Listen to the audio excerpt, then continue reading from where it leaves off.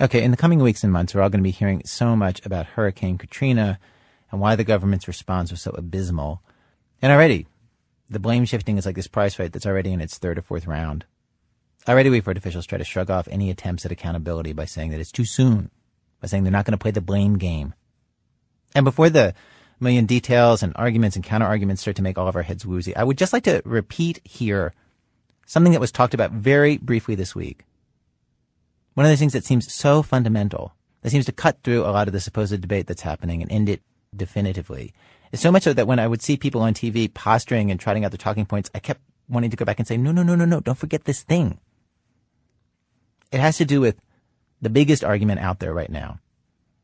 Whether the federal government was in fact supposed to be in charge of rescuing people and getting food and water and all that into New Orleans.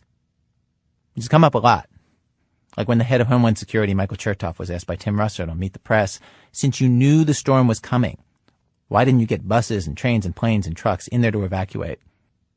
Chertoff said it wasn't his job.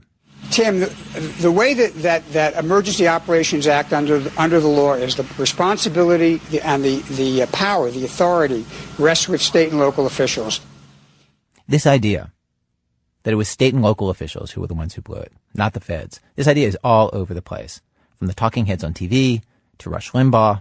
What we had down there was an eminent failure of state and local government. We had incompetence in the mayor's office, incompetence in the governor's office. And sure, it is clear, even this early, that there are plenty of things that state and local government did to screw things up. But here's this thing that I read this week, this thing that I kept thinking about all week. It really comes down to a couple of basic facts. The governor of Louisiana declares a state of emergency the Friday before the storm hits, right? Calls on the federal government to step in.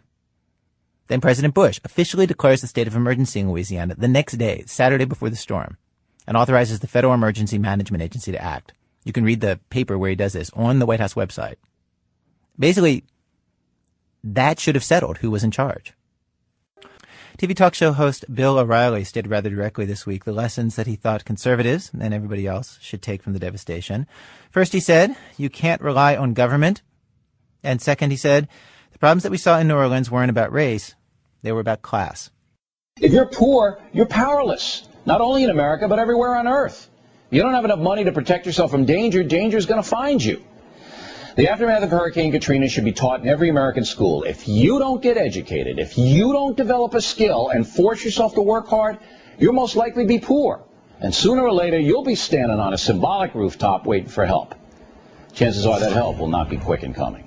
Well, our producer, Alex Blumberg, decided to run this by somebody who is actually in an American high school, 18-year-old Ashley Nelson, who is our next act, and who lives in the Lafitte housing projects in New Orleans, in one of the neighborhoods that got flooded. That's what he said? Yeah. He said that.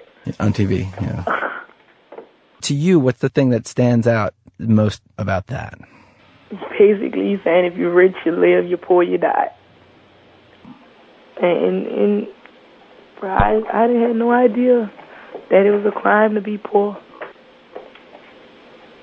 And the punishment was death.